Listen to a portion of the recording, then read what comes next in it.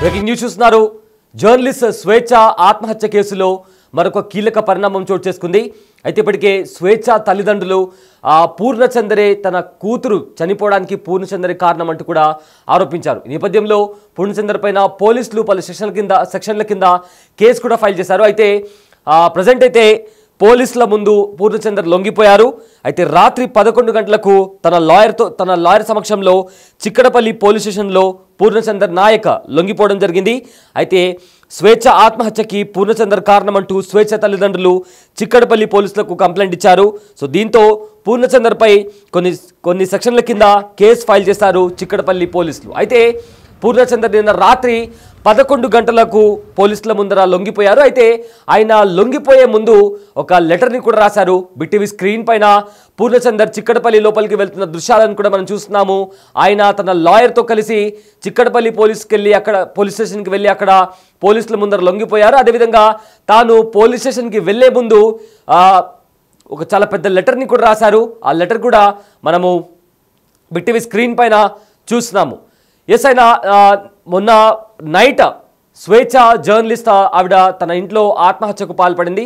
అయితే నిన్నటి నుంచి కూడా వాళ్ళ తల్లిదండ్రులు స్వేచ్ఛ పేరెంట్స్ కూడా పూర్ణచందరే స్వేచ్ఛ మరణానికి కారణమంటూ కూడా చిక్కడపల్లి పిఎస్లో కంప్లైంట్ ఇచ్చారు.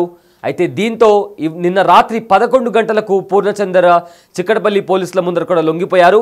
అయితే తన లాయర్ సమక్షంలో ఆయన చిక్కడపల్లి పోలీస్ స్టేషన్కి వెళ్ళారు.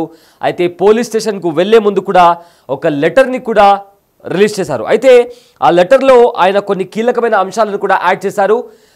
స్వేచ్ఛ తల్లిదండ్రుల మాటలే తనను బాధించేవి, తన మరణానికి నేను కారణం కాదు, స్వేచ్ఛ వాళ్ళ పేరెంట్స్ చెప్పే మాటలు స్వేచ్ఛను ఎంతగానో బాధించాయి, దాని కారణంగానే తను అలా చేసుకుని ఉండొచ్చు అంటూ కూడా కొన్ని పాయింట్స్ కూడా ఆయన రాయడం జరిగింది. బిగ్ టీవీ స్క్రీన్ పైన ఆ లెటర్ మీరు చూస్తున్నారు. అయితే ఆ లెటర్ కూడా మీకోసం ఒకసారి నేను చదివి వినిపిస్తాను. కానీ నిన్న రాత్రి 11 గంటలకు చిక్కడపల్లి పోలీస్ స్టేషన్లో తన లాయర్ సమక్షంలో పూర్ణచందర్ నాయక్ ఆయన పోలీసుల ముందర లొంగిపోయారు. ప్రజెంట్ అయితే ఒకసారి ఆ లెటర్ కూడా మీకు చదివి వినిపిస్తాను. మీడియా మిత్రుల ద్వారా తెలంగాణ సమాజానికి పూర్ణచందర్ స్వయంగా చేస్తున్న విన్నపం. ప్రముఖ జర్నలిస్ట్ స్వేచ్ఛ బలవన్మరణానికి గురించి నేను ఖచ్చితంగా చెప్పుకోవాల్సిన కొన్ని నిజాలు నేను మీడియా ద్వారా ప్రజలకు చెప్పలేని స్థితిలో అబద్ధం తెలంగాణ మొత్తం చుట్టేస్తుందని భయం. స్వేచ్ఛ నాకు 2009 నుండి పరిచయం. మేమిద్దరము టీ న్యూస్లో పనిచేసేవాళ్ళము. టీ న్యూస్లో మేము స్నేహితులుగా ఎన్నో విషయాలు షేర్ చేసుకున్నాము.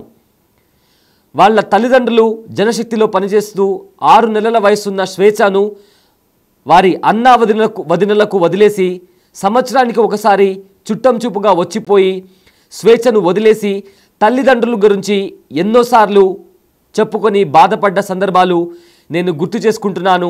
ఈ సందర్భంగా స్వేచ్ఛ తరువాత వివిధ ప్రముఖ ఛానల్లో జర్నలిస్ట్గా మంచి గుర్తింపు సంపాదించిన తర్వాత నేను ఎంతో సంతోషించిన సందర్భాలు ఉన్నాయి. అయితే దురదృష్టవశాత్తు 2008 నుండి 2009 మధ్యకాలంలో మొదటి వివాహంలో విడాకులు మరియు 2016 నుండి 2017 ప్రాంతంలో రెండో వివాహంలో విడాకులు తీసుకున్న స్వేచ్ఛ ఏ రోజు కూడా జీవితంలో సంతృప్తిగా ఉన్న సందర్భాలు లేవు.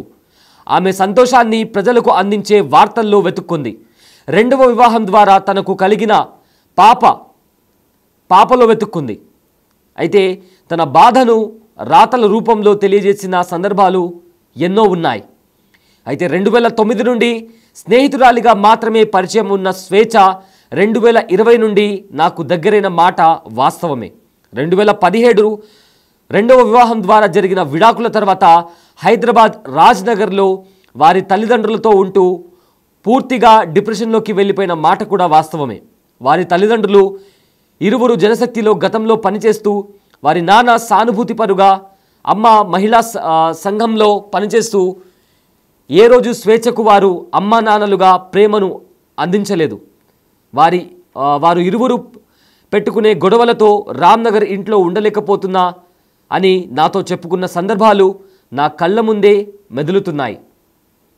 చివరికి 2020 సంవత్సరంలో తల్లిదండ్రులతో ఉండలేక కవాడిగుండలో తాను సొంతంగా అద్దెకు ఇల్లు తీసుకొని 2022 ప్రాంతంలో తన పాపను కూడా వారి తల్లిదండ్రుల దగ్గర నుంచి తన వద్దకు తెచ్చుకుంది. ప్రతిసారి ఒక్కటే బాధ వ్యక్తం చేసేది, నా లాంటి జీవితం నా పాపకు రాకూడదు, నా పాపను తల్లిగా నేనే దగ్గరుండి చూసుకోవాలి అని చెప్పేది. 2022 నుంచి దాదాపు పాప బాధ్యతను పూర్తిగా నేనే తీసుకున్నాను. ఆమె చదువు, ఆమెకు కావాల్సిన అన్ని అవసరాలను దాదాపు ఒక తండ్రి స్థానంలో బాధ్యత తీసుకున్నాను. పోయిన సంవత్సరం ఆ పాప మెచ్యూర్ అయినప్పుడు స్వేచ్ఛ బాధపడకుండా, అరణ్య బాధపడకుండా నా సొంతంగా 5 లక్షల రూపాయలు ఖర్చు చేసి ఫంక్షన్ చేయడం జరిగింది. ఆమె గత 5 సంవత్సరాల నుండి డిప్రెషన్ నుండి బయటకు రావడానికి, యాంగ్జైటీ, ఎమోషనల్ టెండెన్సీస్ నుండి బయటకి రావడానికి ఎన్నోసార్లు హాస్పిటల్కి తీసుకెళ్లడం, స్కానింగ్, మెడికల్ రిపోర్ట్స్ అన్నీ కూడా కవాడిగూడ తన రూమ్లో ఉన్నాయి. అరణ్య పాప నన్ను పూరి అని ముద్దుగా పిలిచేది. స్వేచ్ఛ నా దృష్టిలో అన్నీ ఉన్న అనాథ. అమ్మా నాన్న 6 నెలల వయసులో వదిలేశారు. 2 పెళ్లిల ద్వారా తనకు మోసం జరిగింది. 2 పెళ్లిల విడాకుల తర్వాత తన పాపతో జీవితంలో పూర్తిగా డిప్రెషన్లోనే ఉంది. స్వేచ్ఛ అనాథగా బాధపడకూడదు. స్వేచ్ఛ మరియు అరణ్య సంతోషంగా ఉండాలనేదే నా ఉద్దేశం. నేను అదే కోరుకున్నా. తన పాప అరణ్య నా పాప అయిపోయింది. పూర్తి బాధ్యత తీసుకున్నా. ఉప్పల్లోని కేంద్రీయ విశ్వవిద్యాలయంలో పాపను జాయిన్ చేయించాను. ఫీజులు కడుతూ వస్తున్నా. అరణ్య పాప ఇప్పుడు 9వ తరగతి చదువుతుంది. నాకు స్వేచ్ఛకు అరణ్యకు ఎటువంటి విభేదాలు లేవు. మీడియా ద్వారా అరణ్య పాప మాటలు నన్ను బాధించాయి. ఈ నెలలో స్వేచ్ఛ ఆమె దేవుడిని పెద్దగా నమ్మకపోయినా ఒకసారి అరుణాచలం తీసుకువెళ్ళమని అడిగింది. అయితే సంతోషంగా అక్కడ తీసుకెళ్ళిన తర్వాత స్వేచ్ఛ అక్కడ సంతోషంగా గడిపింది.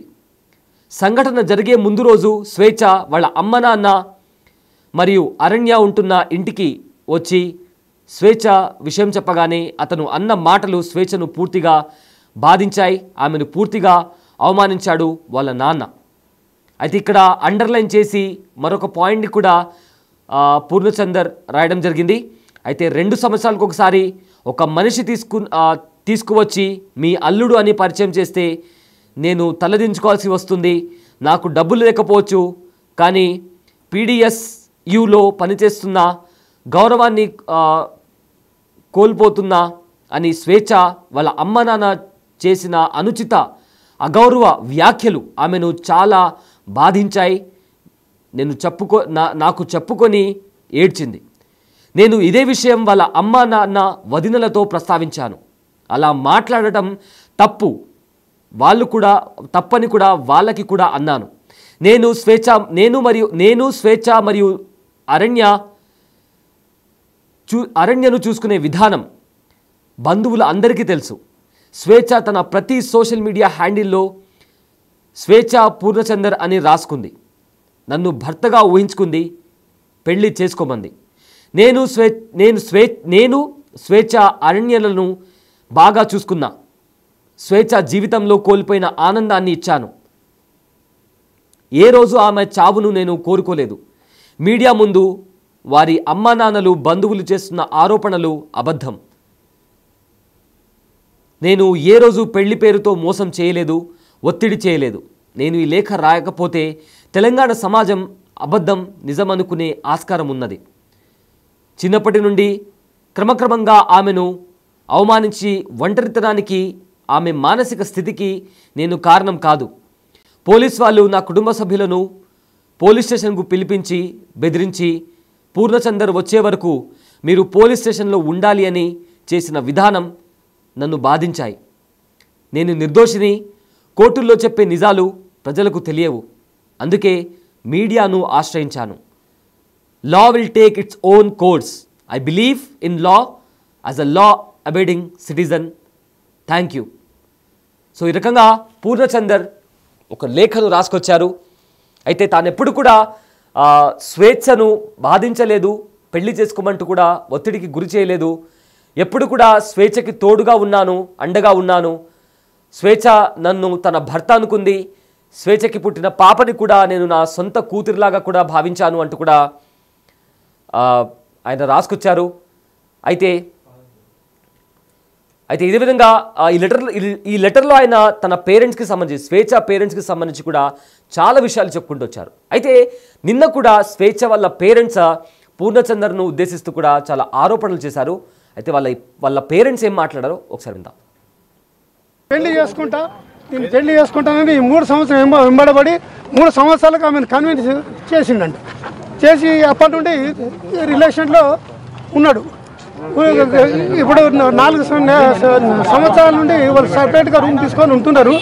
ఇక ఎప్పుడూ గొడవలు పడుతూనే ఉన్నారు. ఇక ఇట్లా గొడవలు పడి మొన్న 26 నాడు మా కూతురు, నాన్న నీకు నేను ఆయనతో ఉండలేను, నువ్వు వచ్చేసి రూమ్కు మాట్లాడటానికి అని చెప్పింది. నేను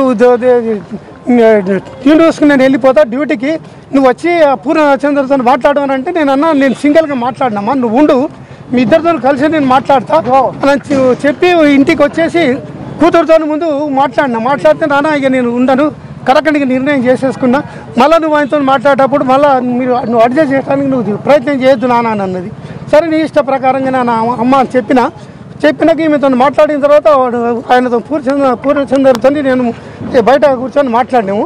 ఆ టైంలో మా కూతురు కూడా వచ్చి కూర్చున్నది. నేను అతన్ని ఫస్ట్ టైం చూసిన.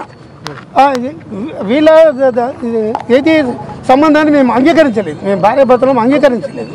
అది అందుగురించి ఏంటంటే ఆయనను ముఖం కూడా చూడలేదు గతంలో ఎన్నడు. మొన్న 26 నాడే మాట్లాడేటప్పుడు చూసిన.